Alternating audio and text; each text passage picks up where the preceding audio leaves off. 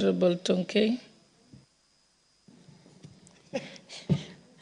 Thank you, Madam Speaker, for giving me this opportunity to contribute to the Honorable His Excellency the President's speech. Madam Speaker, the speech of the President was very good, and we are very happy because as Kenyans, most of the issues that are facing Kenyans were addressed. Madam Speaker, when you look at the issue of gender-based violence, and you remember, Madam Speaker, you are one of the leaders who visited the President the previous day before he came to address the nation.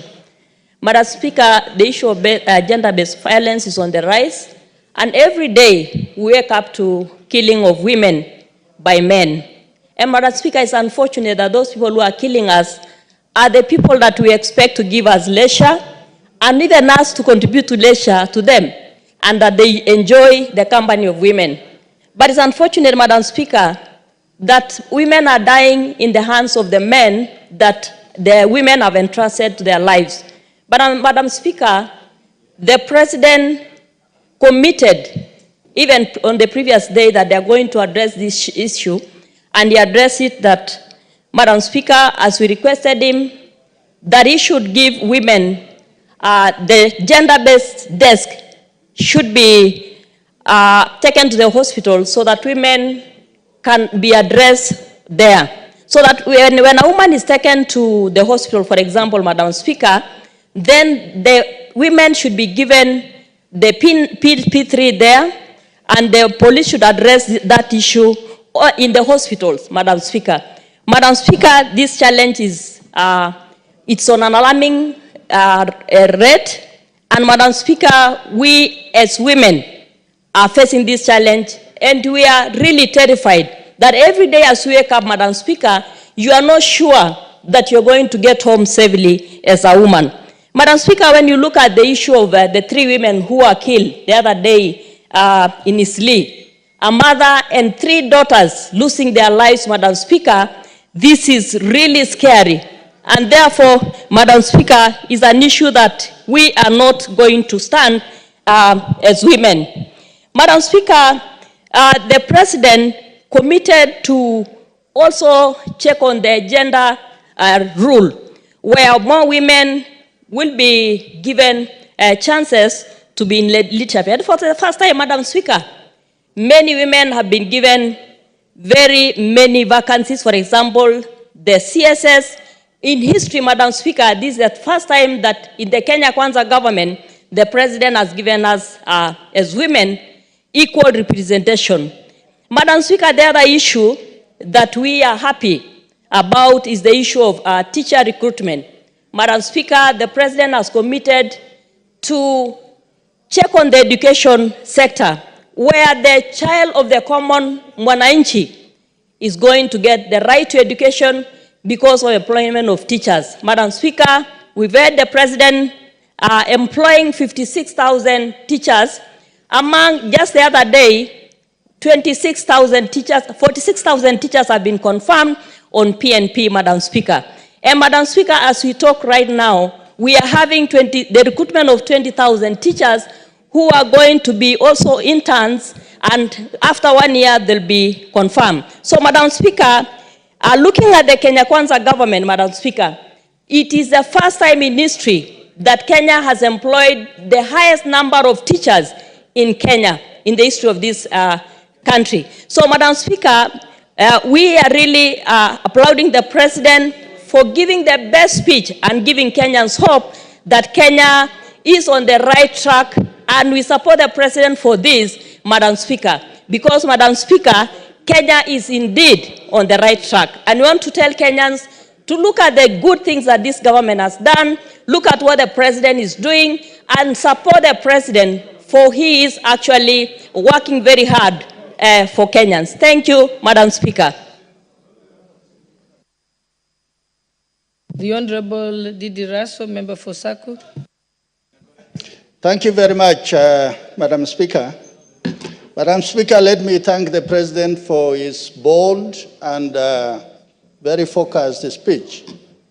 Madam Speaker, this is not the first government. This is the 5th administration of the Republic of Kenya. And within 2 years, Kenyans are saying, you have not fulfilled the election promises. I think some of the things we're asking, we must be very careful. This is the government that came into office, and they said that they found the national coffers empty. What is it that they can do to turn around the economy, to turn around education, health, and everything around in 2 years? There's no government that has bad intention for its people. And listening to the President of the Republic of Kenya last Thursday, I think he was clear, he was honest, and he was focused, and he was telling Kenyans, these are the problems that are there, and this is what I really want to do. Madam Speaker, on education, in the last administration, the CBC was the new education system that Kenya adopted. And many of us in the political space, we are very skeptical, and we really didn't want to proceed with CBC. But this administration, under President William Ruto, said, if Kenyans find CBC is a good system, that it is a foundational education that tends to look at skills development at very young age, then let it be. And a lot of professionals in that sector supported him. So today, the president has put in place the necessary infrastructure. Over 56,000 teachers have been employed so that this CBC can be a success. But still, they say Rome was not built in a day. There's no way that we are going to say that, why is this CBC? Why does it have teething problem? As Kenyans, we must begin to accept that there is no seamless system when you run a country. Secondly, Madam Speaker, is the issue of health. They say health is wealth. And when a country invests in health, then it simply means you are looking after your people. The health system in the UK, among the oldest in the world, it is still having a lot of problems.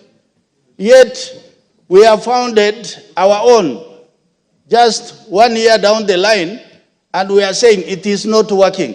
It cannot just work on the spur of the moment. We must invest in it. We must have the necessary human capital invested. And we must also have that system which is able to move things around so that this health system works for the people. Madam Speaker, when we look at the health system, and Honorable Osoro talked about a single example of a Kenyan who feels that indeed this thing works. Madam Speaker, we are asking ourselves, why are people fighting this system? And we find that corruption and interested parties who have invested money in hospitals, in the health system, and few are benefiting from what should be a universal thing that all Kenyans should actually benefit from. Madam Speaker, I want to talk about security. In the northeastern, North Rift, the guns are silent. It is the stellar performance of this government. If many will not talk about it, few of us will talk about it. Because today our people are not killing each other. Rustling has gone down. This has happened as a result of investment by this government. Having new sub-counties, locations, sub-locations, so that they improve the administrative footprint of this government. And in 1 minute.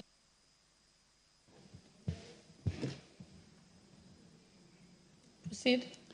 Madam Speaker, I really want to thank the President for the sub-county of Ilret. that belongs to the people of the Dasanaj, the few among the many minorities in this country who live on the border of Kenya and Ethiopia along the shores of River Omo and Lake Turkana. They have been given a sub-county.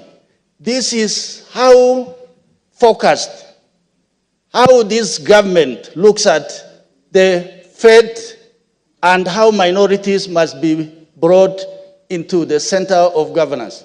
Madam Speaker, with those few remarks, I thank you.